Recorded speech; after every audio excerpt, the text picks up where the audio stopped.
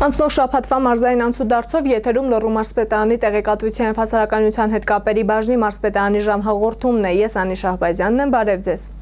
Սեպտեմբերի 3-ից անցկացվող Շանթ 2015 ռազմավարական հրամանատարաշտաբային զորավարժություններին ակտիվորեն մասնակցում է նաև Լոռու մարզը։ Մարզը ներգրավված է նաև զորավարժությունների երկրորդ օպերատիվ մարտավարական փուլում։ Վերջինիս շրջանակներում սեպտեմբերի 9-ին վաղ առավոտյան ստացված ներմուծականի պահանջով պետական կառավարչական մարմինը մարզպետարանը իր գործունեությունն իրականացնեց պահեստային կառավարման կետից։ Լանի համաձայն Հայաստանի Հանրապետության Լոռու մարզպետ Արթուր Նալբանդյան, ով ի պաշտոն է մարզի քաղաքապաշտպանության շտաբի պետն է, օպերատիվ խմբերը, վարչությունները եւ քաղաքացիական պաշտպանության ծառայությունների պետերը զբաղեցրել են իրենց աշխատատեղերը։ Եվս սահմանված կարգի ծառայությունների պետերը մարզպետին զեկուցեցին մինչև տվյալ պահ իրականացված աշխատանքների եւ գործողությունների մասին։ Զորավարժությունների շրջանակներում բոլոր գործողություններն իրականացվում էին ըստ պլանի եւ սահմանված ժամանակացույցի։ Զորավարժության առաջին փուլին Լոռու մարզը ներկայացել էր լավագույն փորձը տեսնելու համար մասնակցում են նաև հանրապետության մյուս մարզերի ներկայացուցիչները, ովքեր իրենց հարցերն ուղղեցին հետաքրքրող խնդիրների վերաբերյալ։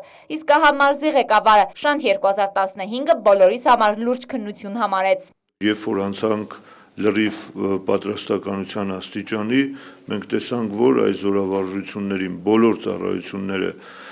շատ լուրջ են վերաբերվում եւ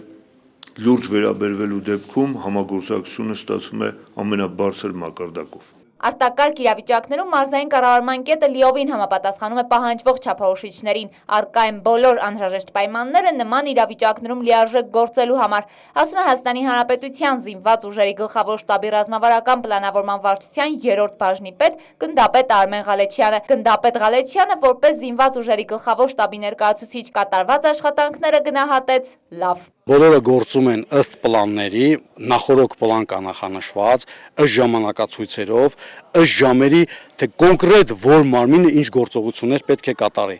Բացի այդ, վերադաս ղեկավարման շտաբից ստանում ենք ներմուծականներ, որոնց մասին մենք տեղյակ չենք։ Ստանալով ներմուծականը հստակեցվում է խնդիրները, տրվում է համապատասխան առաջադրանքներ եւ մարզի լոկալ կտրվածքով տարածքով այդ առաջադրանքները կատարվում են։ Զորավարժությունների շրջանակներում Լոռու մարզի փրկարարական վարչության ճգնաժամային կառավարման կենտրոնի մասնակցությամբ իրականացվեց նաև ուսումնական տագնապ եւ տարհանում Վանաձորի թիվ 30 հիմնական դպրոցում։ Ուսումնական տագնապը հնչելուց հետո դպրոցի աշակերտներ ուսուցիչների ուղեկցությամբ նախ տարհանվեցին դպրոցից, ապա դպրոցի ներսում առաջին օգնությունը ցուցաբերվեց վիրավորներին, հրդեհը մարվեց, իսկ ձեռքի կոտրվածքով ու այրվածքներ ստացած տուժածներին փրկարարները ցույց տվեցին առաջին բուժօգնություն, ապա արագ տեղափոխվեցին շտաբ բուժօգնության մեքենա։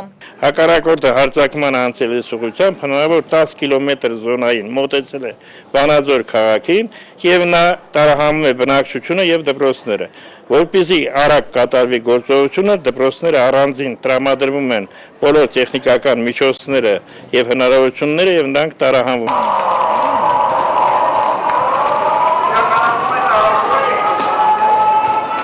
Հաշվի առնելով մեր տարածաշրջանում ստեղծված ռազմաքաղաքական իրադրությունը, զորավարժության սցենարում առկա պայմանական հակառակորդը եւ իրավիճակը առավելապես համապատասխանեցված էին իրականությանը, իսկ պատասխանատուները վստահորեն արձանագրեցին այն, որ պատրաստականության բարձր աստիճանների բերման ունակության վերստուգման ուղղված քայլերը, փոխգործակցության եւ գործողությունների ներդաշնակության մակարդակը բարձր է։ Անահիտ Կապետյան, Համլետ Պապանյան, մարզպետարանի ժամ։ Անցնող շաբաթ մարզպետ Արթուր Նալբանդյանի մոտ հերթական ընդունելությունն էր։ Լոռու մարզի տարբեր բնակավայրերից շուրջ 30 քաղաքացի մարզի ղեկավարին դիմեցին տարաբնույթ հարցերով, հիմնականում ֆինանսական աջակցության խնդրանքով։ Քաղաքացիներին լիարժեք պատասխանելու եւ բարձրացված հարցերին օպերատիվ կերպով լուծում տալու համար ընդունելությանը ներկային առողջապահության, սոցիալական ապահովության, քաղաքաշինության, տարածքային կառավարման եւ հողօգտագործման ստորաբաժանումների պատասխանատու աշխատողներ։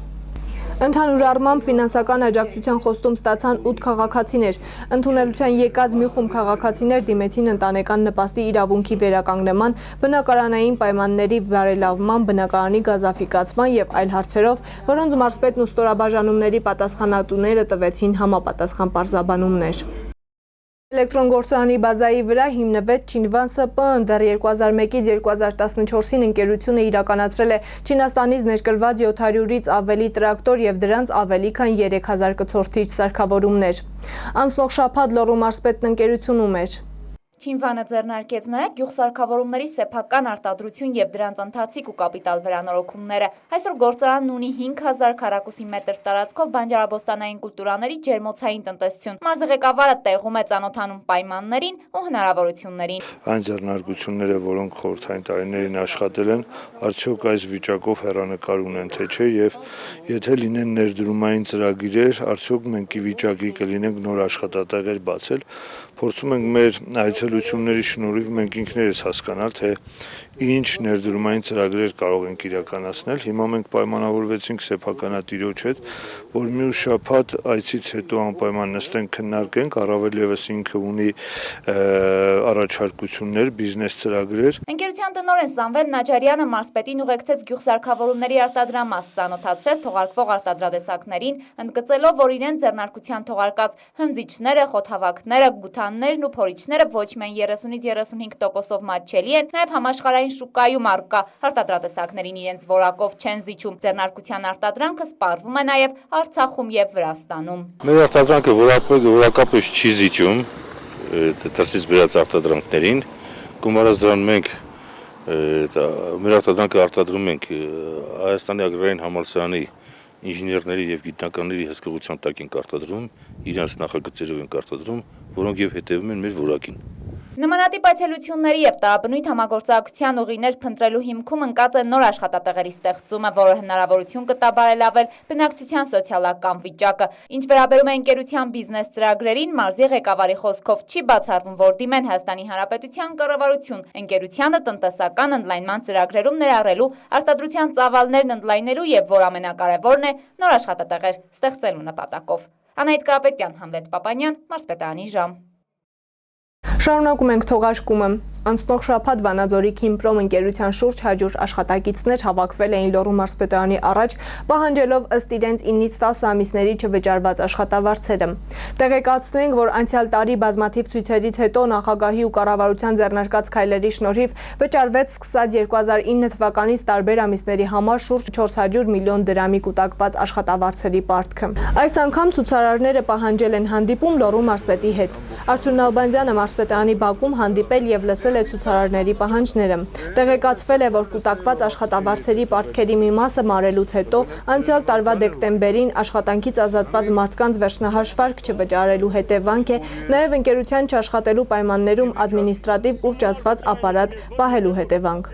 Դեռևս 300 մարդ է աշխատում ձեռնարկությունում ու կուտակված պարտքը կրկին ուռճացել է, հասնելով շուրջ 360 միլիոն դրամի։ Մարզպետը տեղեկացրել է, որ հեռախոսազրույց է ունեցել պատկան մարմինների հետ, քննարկվել է համապատասխան օղակների միջոցով աշխատանքներ տանել ընկերության սեփականատիրոջ հետ կուտակված պարտքի պատճառները հասկանալու եւ այն մարելու վերաբերյալ։ Պատասխանը չի գոհացրել ցուցարարներին, որոնք շարժվել են դեպի Վանաձոր Ալավերդի մայրուղի փորձելով փակել այն, սակայն ոստիկանության ձեռնարկած գործողությունների եւ բացատրական աշխատանքների արդյունքում հնարավոր է եղել խուսափել ճանապարհը փակելու գործողություններից։ Ցուցարարները հեռացել են խոստանալով վերադառնալ ավելի հոտ շարքերով ու պահանջները չբավարարելու դեպքում անժամկետ փակել միջպետական մայրուղին։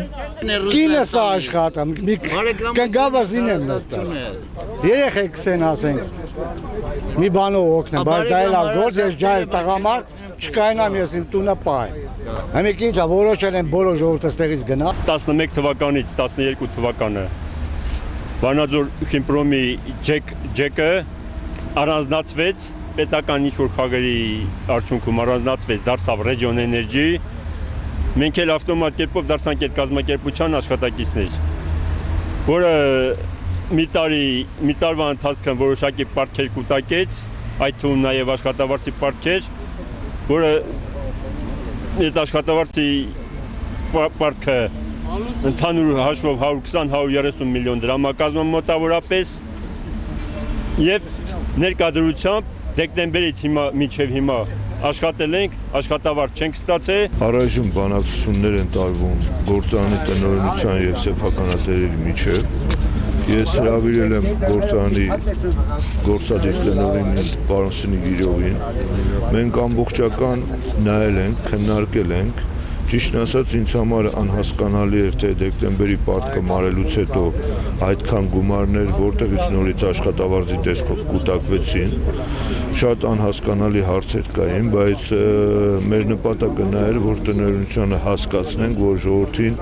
թյուրեմացության մեջ չգցեն, անիմաստ չպահեն, որովհետև այս ընթացքում նրանք կարող էին համապատասխան աշխատանք գտնել, իհարկե ոչ բոլորը, համենայն դեպս մի մասը կարող էր կոնկրետանալ ու իր ապագայի մասին քայլերը կիրառել։ Այդ մասով մենք Սինիգիրովի հետ արդեն իսկ պայմանավորվել ենք, առանձնացրել ենք բոլոր աշխատավարձերը, սկսած անվտանգության հերթապահության աշխատողներից վերջացրած Քեմպրոմի աշխատակիցներով, նաև վարչական մասինն ենք առանձնացրել, որովհետև ինձ համար նորից անհասկանալի էր, թե վարչական աշխատողները ինչի պետք է այդքան շատ լինեն, առավել ևս գործանը չի աշխատել իր ամբողջական հզորությամբ, ընդամենը մի փոքր մասն է աշխատում։ Հանրապետության մարզերի Սփյուռքի Լեռնային Ղարաբաղի Հանրապետության Ջավախքի թիմերի հետ միասին բազե 2015 երիտասարդական հավաքին մասնակցեց նաև մեր մարզի թիմը։ Բազելորի ջոկատը ընդգրկված էր կարմիր ճակատում։ Լոռու մարզը ներկայացնող 9 մասնակիցները շախմատի, բրեյն ռինգի, երգի, գեղանկարչության, պարանի ձգման, սպորտլանդիայի, բասկամարտի, սեղանի թենիսի, ֆուտբոլի, անհատական և թիմային մրցապայքարներում 45 թիմերի մեջ ընդհանուր միավորներով ճանաչվեցին լավագույնը։ Բազա 2015 համահայկական երիտասարդական հավաքից իրենց վառ տպավորությունները ջոկատի անդամները կիսեցին Լոռու մարզպետի հետ։ Բազեականների հետ հանդիպմանը ներկա էին նաև փոխմարզպետ Տիգրան Բադոյանը, մարզպետի օգնականներ Արման Սարգսյանը և Տիգրան Էվինյանը, Հայաստանի երիտասարդական հիմնադրամի Լոռու մարզային կենտրոնի ղեկավար Վահե Դոխոյանը։ Մարզի ղեկավարը շնորհակալություն հայտնեց ջոկատի անդամներին լավագույն ձևով հանդես գալու և հաղթանակով վերադառնալու կապակցությամբ, կարևորելով, որ թիմն իր ցուցաբերած ակտիվությամբ, կազմակերպվածությամբ և հաղթանակով բարձր է պահել մարզի պատիվը։ Նա երիտասարդներին առաջարկեց ընդգրկվել մարզում իրականացվելիք տարաբնույթ միջոցառումներում, խոստանալով աջակցել ցանկացած հարցում։ Ինչը վերաբերում է մեր մարզին, ես չափից դուրս եմ եւ պատկերացրեք, որ ինձ համար այն գաղափարը շատ խորհուրդ է, որ 10 անգամ մի մրցույթի մասնակցում են, 10 անգամ ասում են, ինձ համար կարևորը մասնակցությունը։ Այն մարդը դու հաղթելու մտադրություն չունես, ցանկություն չունես, ինչքան կարելի է կարևորը մասնակցությունը լինի։ Այս նման մոտեցումները չեմ ընդունում եւ եթե առաջի անգամը միգուցե կարևորը մասնակցությունն է լինում, բայց եթե երկրորդ, չորրորդ անգամ դու հաղթելու մտադրությամբ չես գնում, անիմաստ է քո գնալը։ Եվ եթե մարդը ձգտում ունի հաղթելու, այս դժվար կյանքում ես համոզված եմ ինքը հաղթած է դուրս գալու։ Առավել ևս համոզված եմ, որ այս մի քանի օրը նաև ձեզ հնարավորություն տվեցին միմյանց ավելի մոտիկից շփվելու, որտեղ բազայի նպատակը ոչ միայն այդ միջոցառումներին ակտիվ մասնակցելը կամ հաղթելն է,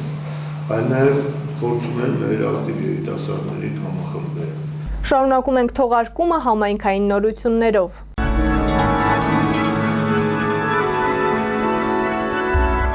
Ստեփանավան էր այցելել Հայաստանում Շվեյցարիայի համադաշնության դեսպան Լուկաս Գասերին, որը համագործակցող ՄԱԿ-ի, World Vision-ի և այլ կառույցների ներկայացուցիչների հետ քաղաքապետ Միքայել Ղարաքեշյանի ուղեկցությամբ եղավ քաղաքի 3 մանկապարտեզներում և մարզադպրոցում, որտեղ ավարտվել են ջեռուցման և արևային տաք ջրամատակարարման համակարգերի կառուցման ծրագիրը։ Այն իրականացվել է 2014-2015 թվականների ընթացքում ՄԱԿ-ի զարգացման ծրագրերի գլոբալ էկոլոգիական հիմնադրամի դրամաշնորհային ծրագրի Շվեյցարիայի զարգացման և համագործակցության գործակալության, World Vision Հայաստան կազմակերպության և Ստեփանավանի քաղաքապետարանի ընդհանուր առմամբ 75,000 ԱՄՆ դոլարի արժողությամբ դիմակայուն քաղաքներ իմ քաղաքը պատրաստվում է գլոբալ քարոզարշավի շրջանակներում։ Ծրագրի արդյունքում 3 մանկապարտեզներում և մարզադպրոցում տեղադրվել են արևային տաք ջրամատակարարման համակարգեր, մանկապարտեզներից մեկում էլ տեղադրվել են ջերմամեկուսիչ դռներ ու պատուհաններ։ Հյուրերը ծանոթացան կատարված աշխատանքներին, դիտեցին սաների ուսումնական պարապմունքները։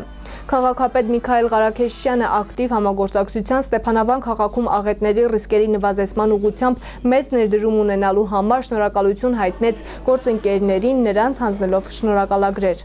Նման ծրագրերի արդյունքում 2015 թվականին Ստեփանավան քաղաքը ՄԱԿ-ի աղետների ռիսկի նվազեցման համաշխարհային կոնֆերանսում ճանաչվել է լավագույն մոդել քաղաք, դառնալով միջին Ասիայի և Հարավային Կովկասի տարածաշրջանի միակ քաղաքը, որն արժանացել է նման գնահատականի։ Իսկ Ալավերդի քաղաքում իրականացվում է փողոցային լուսավորության համակարգի էներգոարդյունավետ արդիականացման պիլոտային նախագիծ։ Ալավերդու քաղաքապետարանն այն իրագործում է ՄԱԿ-ի զարգացման ծրագրի հայ-ֆրանսիական միջմասնագիտական ցանց ՀԿ-ի հետ համագործակցությամբ։ Սեպտեմբերի 11-ին ծրագրի պատասխանատուների հետ հանդիպեց Ալավերդու քաղաքապետը։ Արտավազդ Վարոսյանը նշեց, որ չնայած փոխարինված լուսատուների փոքր ծավալներին, էներգախնայողությունն արդեն իսկ նկատելի է նաև շահագործման ծախսերի նվազումը։ Կատարված աշխատանքի արդյունքում տնտեսված գումարի հաշվին նախատեսվում է ստեղծել հիմնադրամ, որը նպաստելու է Ալավերդու քաղաքային լուսավորության համակարգում էներգոարդյունավետ տեխնոլոգիաների ավելի լայն կիրառմանը։ Պիլոտային ծրագիրն առայժմ ներդրվել է քաղաքի 3 փողոցներում, ընդհանուր առմամբ տեղադրվել է 67 լուսակետ։ Միջազգային կառույցներն այդ նպատակի համար հատկացրել են 13,000, Ալավերդու քաղաքապետարանը 1480 ԱՄՆ դոլար։ Ոչ միայն այս աշխատանքների ընթացքում մենք ունեցանք նոր լուսատուներ, որոնք եւ իրենց էներգոարդյունավետությամբ եւ երաշխիքային ժամկետով ծառայության զգալիորեն գերազանցում են մեր նախորդ ունեցածները, այլ նաեւ սա նոր մոտեցում էր։ Գուգարքի տարածաշրջանի Անտարաշեն համայնքը ղեկավարել ցանկացողներ գրեթե չկան։ Պատճառն այն է, որ գյուղը փոքր է, բնակչությունն ու բյուջեն նույնպես։ Գործող գյուղապետ Ռաֆիկ Խարատյանը համայնքի ղեկավարի պաշտոնում է ուղիղ 1 տարի։ Ասում է, այս ընթացքում գյուղի համար կարևոր խնդիրներ է լուծել, սակայն չի կարողանում կանգնեցնել Անտարաշենից գյուղացիների արտագաղթը։ Ընտրվելուց հետո Ռաֆիկ Խաչատրյանի առաջին գործը եղել է Անտարաշենի դպրոցականներին իր անձնական մեքենայով Լերմոնտովո դպրոց տանել բերելը։ Ասում է, իր անսարք մեքենայի վերանորոգման ծախսերը հոգացել է մարզպետը։ Այդպիսով Անտարաշենցի ոչ մի երեխա, հատկապես ձմռանը, անանցանելի ճանապարհների պատճառով դասերից չի բացակայել։ Ամեն օր տայել ենք եւ բերել ենք։ Հետո տրակտոր ունեմ ես, տրակտորներ եմ աշխատացել ու ճանապարհը մաքրելու մեջ ճանապարհը շատ դժվար վիճակում է, այել եմ այդ ամեն ինչը։ Ինչքան հնարավորություն եմ ել։ Գյուղին հատկացվող պետական դոտացիան 3.5 միլիոն դրամ է, սեփական եկամուտները շուրջ 1 միլիոն դրամ։ Եղած գումարը բավականեցնում է միայն գյուղապետարանի աշխատակիցների աշխատավարձին, իսկ գյուղացիներն էլ հարկեր վճարել չեն ուզում կամ չեն կարողանում, այլ ծախսերի կամ գյուղում որևէ ծրագրի իրականացման համար գումար չի մնում, ասում է գյուղապետը։ Որ այս մեքենան ես մի քշում եմ, պետական մեքենա, քշում եմ ես իմ փողով եմ գազ լցնում։ Գումար չունեմ գումար, այդ գումար եթե լի, պետք է հավաքեմ, որ ուղարկեմ գազի գրասնյակը, որ բանը ավտոբուս աշխատի, երեխանցը տանելու։ Իմ նպատակը դա է։ Անտարաշենցիների կենսապայմանները թվում է, թե պետք է լավ լինեին։ Գյուղը լեռնային է, արոտավայրերի պակաս չկա, հողային ֆոնդն էլ քիչ չէ։ Սակայն արդեն երկար տարիներ գյուղացիները եկամուտ չեն ստանում հողերից, քանի որ դրանք երկրորդ եւ երրորդ կարգի են։ Իսկ անասնապահությամբ զբաղվելն, ասում են, պակաս եկամտաբեր է դառնում գայլերի հաճախակի հարձակումների ու կաթի նվազ գնի պատճառով։ Ժողովուրդը մեղք կա, աշխատանք չկա։ Հարկը հարկի հետևից է, պարտքի տակ են, որտեղից տան է ժողովուրդը պարտքը, օրվա հատ չեն ճարում որ ուտեն։ Անասնապահեն, անասնումինը կանաչ խոտը ջրոտ ալեմ, ուտը մարավոտը շուտ տրակում է, մինը գելնա տանում, մինը գողանում են, սովիտարի է։ Շատ վատ է այս գյուղի պայմանները։ Այստեղ չկա նաև խանութ, սա եւս խնդիր է, ասում են գյուղացիները։ Գնանք Լերմոնտովից 2 կիլոմետր ոտքով գնում ենք Լերմոնտովի խանութից առևտուրանում գալիս։ Բնակավայրը հիմնադրվել է որպես գազանաբուծական տնտեսության բանավան։ Խորհրդային միության փլուզումից հետո ֆերման դադարել է գործել, իսկ վերջին տարիներին նույն տեղում կառուցվել է կզաքիսների բուծման ֆերմա, որտեղ էլ աշխատում են նաև անտարաշենցիներ, սակայն դա լուծում է մեկ երկմունտանիքի խնդիր։ Անտարաշենում թեև խնդիրները շատ են, գյուղացիները ամեն օր դժվարություններ են հաղթահարում, սակայն շարունակում են ապրել ու սիրել իրենց գյուղը, նաև բանաստեղծություններ գրել Անտարաշենի մասին։ Մի փոքրիկ ավան ու այդ չափ մարդկություն, անտարի գրկում, բնության գրկում ծնվեցիր, իմ գյուղ, իմ Անտարաշեն, քո մեջ չեմ ծնվել, բայց ապրում եմ քո մեջ, շնչում մաքուր օդդ, խմում ջուրդ սառնորակ, ինչ գրավիչ է բնությունդ ամռան կանչին, հազարավոր թռչուններիդ երգն ու պարը,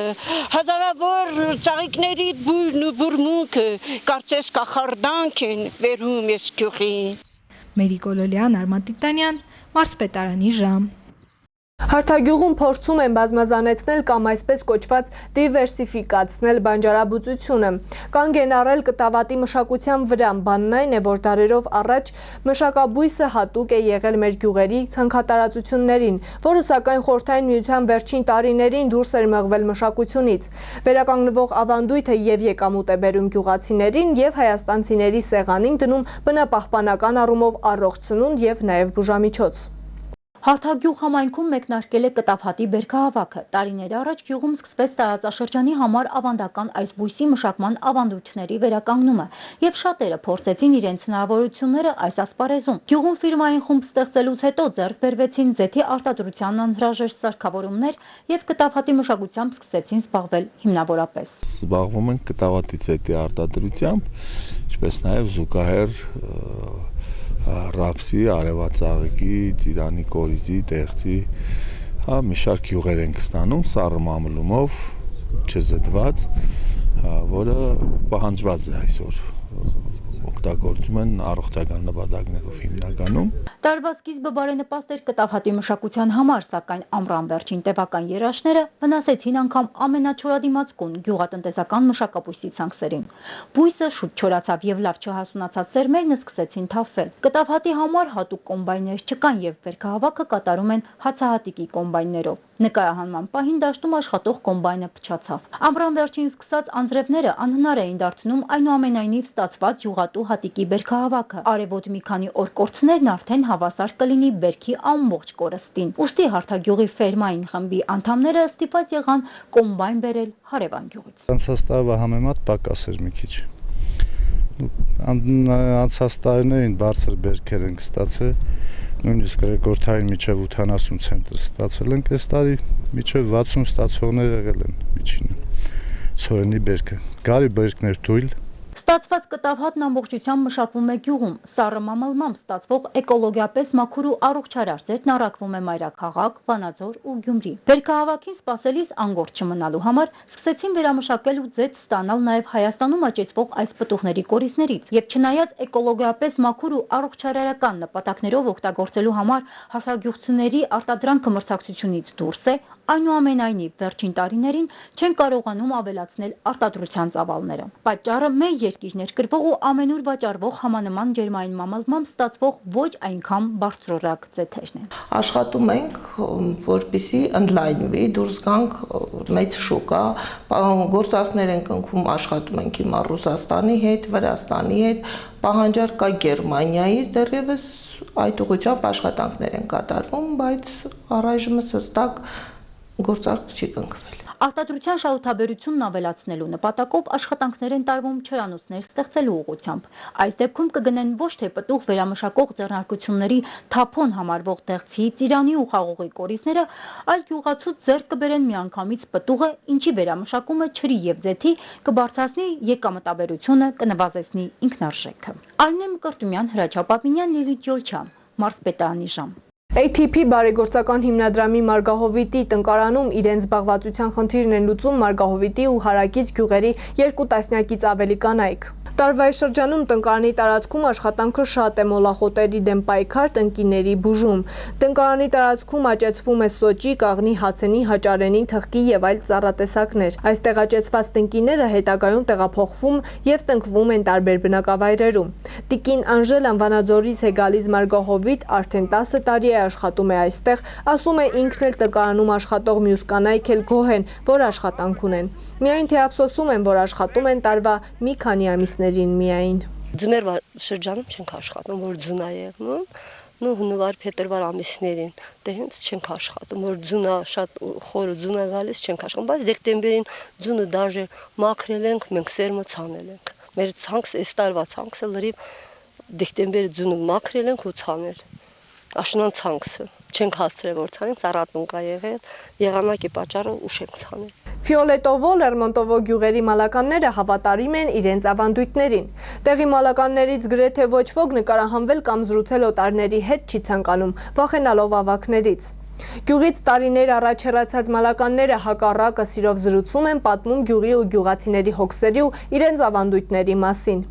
Ամռան ամիսներին Լերմոնտովոն մարդաշատ էր։ Շոտովների հայրական տանն այս օրերին եռուզեռ էր։ Ռուսաստանի տարբեր ծայրերից այստեղ հայրական տանն են հավաքվել 8 տարի առաջ վախճանված հոր հիշատակի արարողության համար։ Վասիլին 92-ին է տեղափոխվել Ռոստով քաղաք, ասում է դժվար ժամանակներ էին, որոշեց թողնել գյուղը։ Հիմա գործերն այնտեղ լավ են։ Ամեն տարի հայրական տուն այցելելը, գյուղի ավագների հետ հանդիպելն ու միասնական աղոթք անելը ավանդույթ է, որին պարտադիր մասնակցում են ողջ ընտանիքով։ Это обычай, это малаканский обычай, это вот община. Սա մոլոկանների ավանդույթ է։ Ավագները հավաքվում են տանը, աղոթում են, հիշատակում հանգուցյալներին։ Ձեր մոտ մատաղ են ասում, իսկ մեր մոտ ընթրիք է կոչվում, եւ ոչ միայն ողջ ընտանիքն է հավաքվում, այլ համայնքը լինելու է ավանդական արեշտա եւ թեյ։ Тут будет чай, лапша.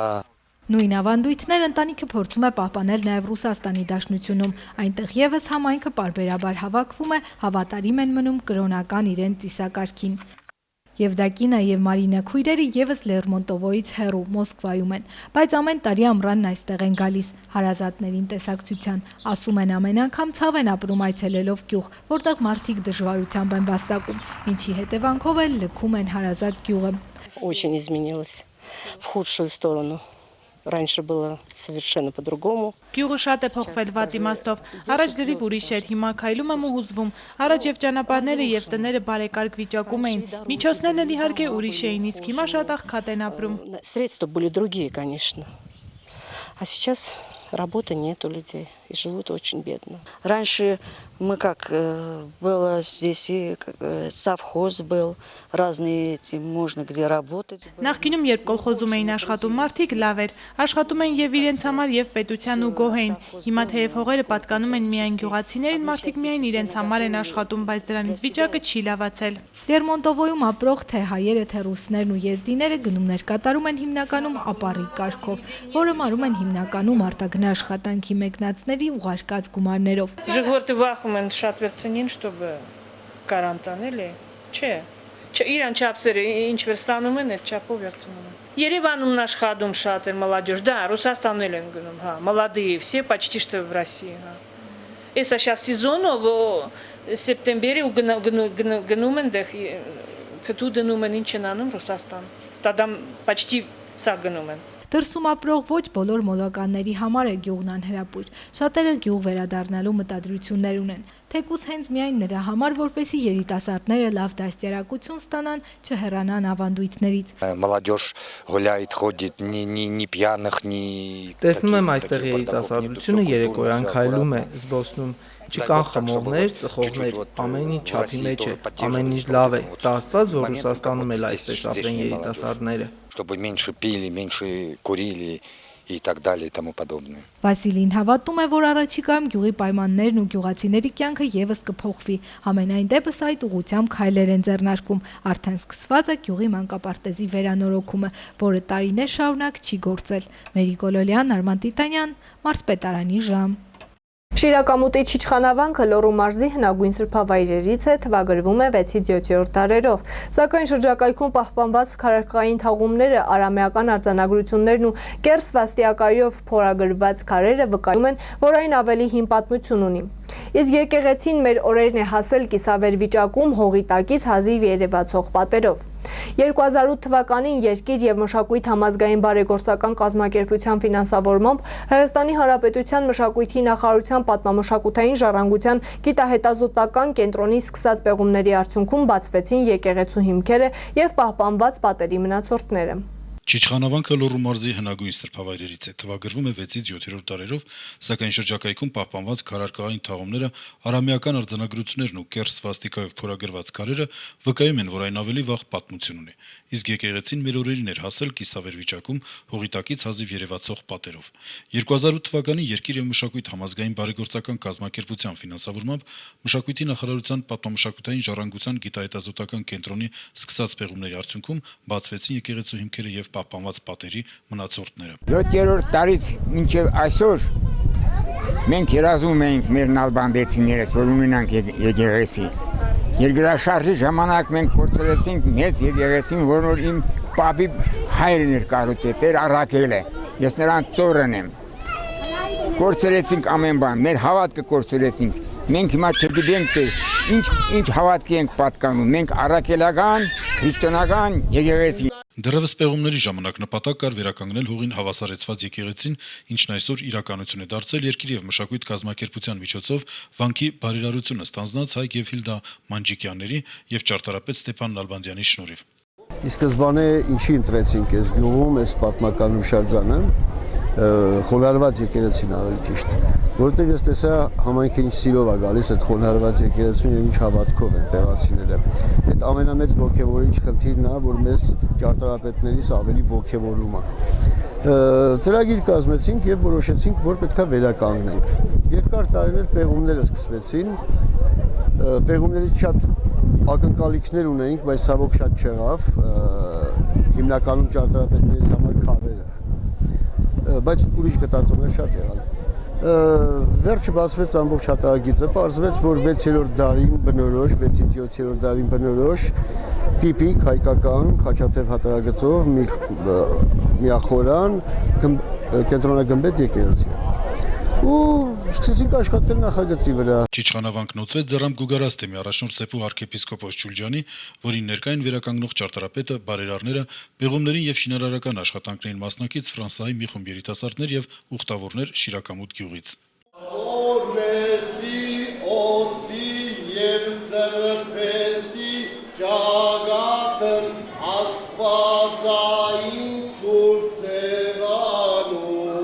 Սովետի օրով ամեն ինչ վերածրին, եկեղեցի բանդ քանդին, հիմի լավի օրս նորից վերակառուցել են։ Փառք կառուցողին, շատ շնորհակալություն որ կառուցել են։ Եկեղեցին այն նշանակություն ունի, որ մեր հայ ժողովուրդը, քրիստոնյա ժողովուրդ է, պետք է պաշտպանի իրան, այսպես ասած, հավատքը։ Միշտ լինի հավատացյալ, քրիստոնյա։ Հավարտոցման արարողության Սրբազան հայրն իր օրհնության ու շնորհավորանքի խոսքն ուղղեց ներկաներին, հորդորելով ամենայն հավատքով եւ նախանձախնդրորեն պահպանել սրբավայրը, մշտապես իրենց ներկայությամբ ու պաղոտքով լցնելով եկեղեցին, քանզի սրբավայրի վերականգնումը մեծ օրհնություն է տվյալ համայնքի համար։ Նալբանդի ժողովուրդն է այստեղ հավաքված, այն հարվածը կերած, այն ցավը վիշտը կերած ժողովուրդն է այստեղ։ Ինչպես կարելի այս մարդկանց հավատքը չքնահատել։ Ինչպես կարելի է չտեսնել նրանց միջի աչքերի ճառագալ աղոթքը։ Յուրաքանչյուրը տասնյակ կորուստներ ունեն այս գյուղի բնակչության։ Եվ այդուհանդերձ ինչ զորավոր հավատք ունեք դուք, ով նալբանդեցիներ, մենք շիրակամուտցիներ, ով իմ սփյուռքահայ եղբայրներ, որ դուք ուխտ եք կապել ձեր մայր հայրենիքի հետ, հանձին ձեզ բարերար։ Չիչխանավանքը գտնվում է Շիրակամուտից 1.5 կիլոմետր հեռավորությամբ Չիչխանի Գետահովտի Գողտրիկ միանկյունում, Թրջկան ջրվեժի ճանապարհին։ Այս աղոթքատեղին նոր հնարավորություններ կբացի համայնքը ավելի համախմբելու, համայնքը ավելի միահամուռ դարձնելու եւ համոզված եմ, որ բարերարների այս օրինակը նաեւ կտարածվի ամբողջ Շիրակամուտ համայնքի բնակիչների վրա եւ իրենք նորանոր հաջողություններ կարձանագրեն Շիրակամուտ համայնքում։ Հրաչյա Պապինյանը, Լիդիա Օրչյան, Մարսպետարանի ժամ։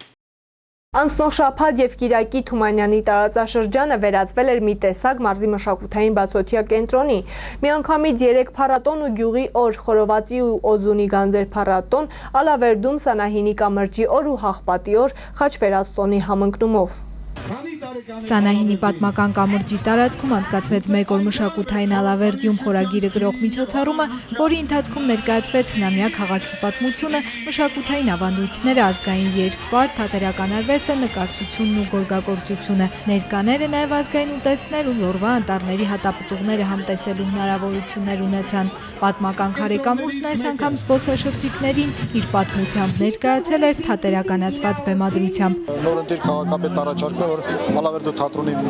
ուժերով փոքրիկ բեմադրություններ լինեն թեմատիկ մեր ձորի հետ կապված եւ պայմանավորելով ասենք զբոսաշրջային կազմակերպություններ, որպեսզի երբ որ նրանք գալիս են կամ կամուրջը նայելու կամ Սանահինի պատմական այդ մեծ համալիրը նայելու, այնտեղ ներկայացումներ են, որը հետաքրքիր կլինի զբոսաշրջիկներին եւ մի տեսակ կկոտրվի մի օրինակություն, ասենք այդ պատմամշակութային զբոսաշրջությունը։ Կազմակերպված միջոցառումը նորաստեղծ Նոր Ալավերդի հասարակական կազմակերպության անդամների առաջին նախաձեռնությունն է, որը միտված է է Ալավերդիում զբոսաշրջության զարգացմանը։ Սա սկիզբն է այդ ամենը, ինչ որ մենք նախատեսել ենք, տուրիզմի զարգացման շրջանակներում պետք է փորձենք ներկայացնենք մեր քաղաքը, որովհետև մեր շատ մշակութային շատ մեծ պատմություն ունենք, որը որ երևի թե հանրապետությունում, թե ամբողջ աշխարհում դեռ չգիտեն մարդիկ։ Դրա համար սա առաջի քայլն է, ներգրավելով արտասահմանցի զբոսաշրջիկներին մենք փորձում ենք պատմենք մեր քաղաքի մասին։ Միջոցառման ընթացքում կներկայացնենք բացառապես հայկական մշակույթը, ազգային երգ, պար, այստեղ ցուցադրվում են նաև Ալավերդու գեղարվեստի դպրոցի սաների աշխատանքները, տեղում նաև իրենք նկարում են, գորգ են գործում, որպեսզի զբոսաշրջիկները կարողանան ծանոթանալ, թե ինչպես է ստեղծվում մեր հայկական մշակութային ժառանգությունը։ Հանրապետության տարբեր անկյուններից ու աշխարհի տարբեր երկրներից հյուրեր ու զբոսաշրջիկներ են այցելել տարածաշրջան, որոնց մի մասը կազմակերպված տուրիստական գործակալությունների, մի մասն էլ տեղեկատվական տարբեր հարթակներով տեղեկացել ու այցելել է մասնակցելու փառատոներին։ Առաջին դպավորությունը մեզ շատ լավ դպավորություն ցկեց, որովհետև չէինք անակնկալ եղավ, անանք որ այս դոնագատարություններուն չէինք սպասել։ Շատ ուրախ ենք։ Օձունի գանձերը 4-րդ միջհամայնքային հանդիպում փառատոնին մասնակցում էին Լոռու եւ այլ մարզերի 1 տասնյակից ավելի համայնքներ, որոնք բնամթերք վաճառք ցուցահանդեսում ներկայացրին սեփական արտադրության գյուղմթերքը, ցուցադրվեց տնական օղուտ, տեղական խոտաթուրմերի թեյերի պատրաստման հմտությունները, տեղական հատապտուղներից հայկական զովացուցիչ ըմպելիքի պատրաստման գաղտնիքները, գաստրոնոմիական տոն է նաեւ մշակութային տոն է, գեղարվեստական կատարումներ, լարախաղաց ու նաեւ ինտելեկտուալ խաղեր։ Ուրախ ենք, որ այսօր մասնակցում ենք փառատոնին, ցանկալի է շարունակական լինի այս փառատոնը եւ մենք կարողանանք մեր ժողովրդին առողջ մթերք մատակարարենք, որ ունենանք առողջ ժողովուրդ։ Այս տարի օձունը ներկայացնում է հենց օձունում արտադրված գյուղմթերքը, կատնամթերքի,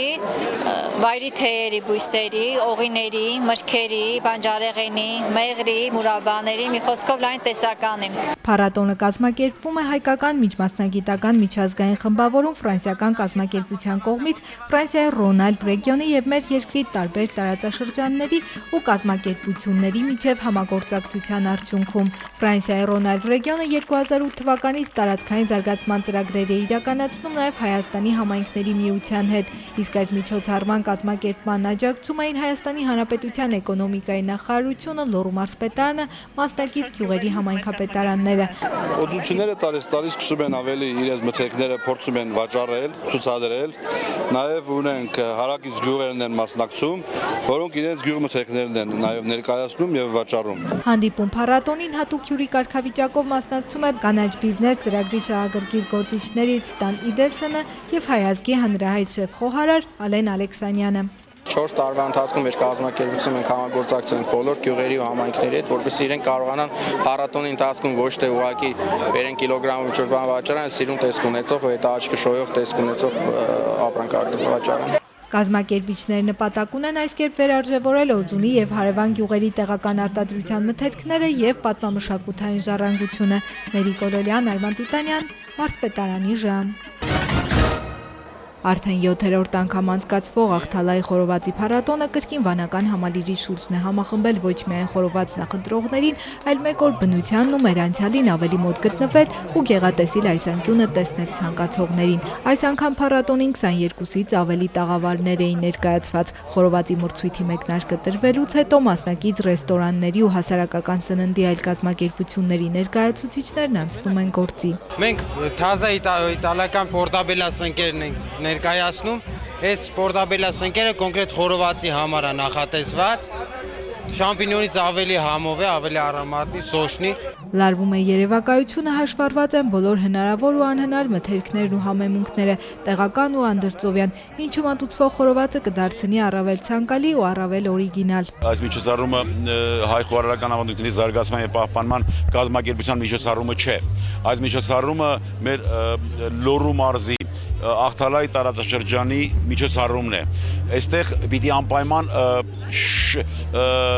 շահառուն մեր հասարակությունն է, հատկապես Ախթալայի տարածաշրջանի։ Բայց փառատոնը ոչ միայն խորովածային է, այլև մշակութային։ ու մինչ խոհարարները ձգտում են արվեստի գործի վերածել իրենց արտադրանքը, տաղավարներում ու բեմահարթակից իսկական արվեստի գործեր են, գեղարվեստական խմբերի ելույթներ, ցուցահանդեսներ ու արհեստագործական նյութեր։ Մեր թիմի անունը Եռագույն է կոչվում։ Մենք ծանոթացել ենք բոլորս արշավների ընթացքում ու աշխատում ենք, առիթը չենք բաց թողնում ոչ մի լավ միջոցառման, ասենք ամեն տեղ մասնակցում ենք։ Հիմա մեծ սիրով ու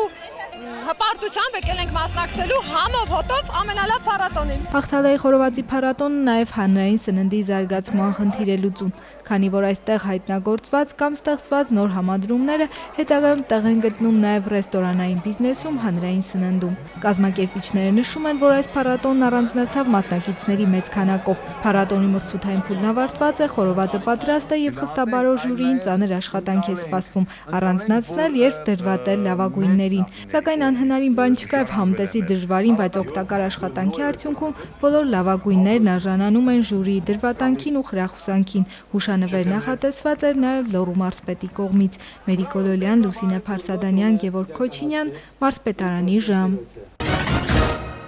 Լոռու Կյուրիկյան թագավորները հաղպատավանքը թեմական կենտրոն դարձնելուց հետո նրա հեղինակությունը բարձրացնելու նպատակով մինչ այդ հայոց իշխանական տարբեր տոհմերի սեփականությունը համարված եւ իրենց հասած տոհմական սրբություն Քրիստոսի խաչապայտի մի հատվածը նվիրաբերեցին հաղպատավանքին։ Ի պատիվ այդ խաչապայտի հաղպատավանքը կոչվեց Սուրբ Նշան։ Հայ առաքելական եկեղեցու տաղավար տոներից 5-րդ խաչվերաստոնը հաղպատեցիները այսուհետ կնշեն Սայաթնովայի հիշատակության եւ հաղպատի օրվա հետ միասին։ Կցեցինք այս տոնը, որպեսզի գյուղի ժողովուրդն էլ առավելաբար ամեն տեսակի աշխարհիկ եւ մշակութային միջոցառում նախ եւ առաջ կապի եկեղեցական տոնի հետ եւ այս երկու տոները անկախտելի մնան, որտեւ եկեղեցի հենց ինքը նշանակում է ժողովուրդ եւ ամեն մի ժողովրդական, ամեն մի գյուղի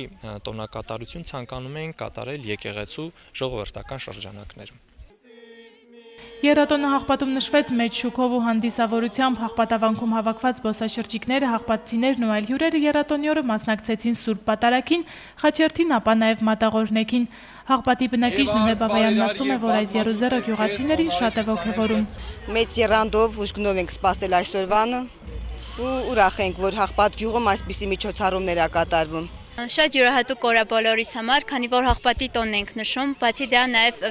այս տարվա վերջին տաղավար տոնը խաչվերած է եւ բոլորս է շատ ուրախ ենք։ Այսօրը եռատոն դարձնելու նախաձեռնությունը Հաղպատի գյուղապետարանինն է։ Նախաձեռնությանն աջակցել են Լոռու մարզպետարանն ու Լոռու ձոր հայրենակցական միությունը։ Հաղպատի գյուղապետ Վահրամ Քարյանի խոսքով սա ոչ միայն ժողովրդին համախմբելու, միասնական դարձնելու, այլ նաև զբոսաշրջության զարգացմանը խթանելու մի միջոց է։ Սրանից 4 տարի առաջ նաև էլի Սայաթնովական տոներ այլ է, որը էլի համախմբվել է ասենց մատաղի արարողությամբ եւ եկեղեցու հետ, այսինքն կապված է տոնի արդիվ։ Դրա համար որոշեցինք Սուրբ Խաչի տոնին նաև համայնքի օրը նշել, այսինքն համայնքի օր շարունակական բնույթ լինի։ Անկասկած նման միջոցառումները նաև ինչ որտեղ հնարավորություն են, որ մարդիկ իրար հետ հավաքվեն, խոսեն, զրուցեն, ասեն, հիշեն անցյալը, հիշեն նաև այն ապագան, որ ուզում ենք բոլորս միասին կերտենք։ Այնպես որ մենք այստեղ եկել ենք եւս մեկ անգամ մեր հոգեվոր արժեքներին, հոգեվոր աշխարհին ավելի մոտիկից հաղորդակցվելու։ Հաղպատի եռատոնը շարունակվեց գյուղի հրապարակում կազմակերպված միջոցառմամբ, որի ընթացքում Սայաթնովյան կատարումներով ելույթներ ունեցան վաստակավոր արտիստներ Ռուբեն Սահակյանը, Ստեփան Դալլաքյանը, Վանաձորի հայորդյաց տամպարի խումբը եւ այլ կատարողներ։ Լուսինե Փարսադանյան, Գևորգ Քոչինյան, Մարզպետարանի ժամ։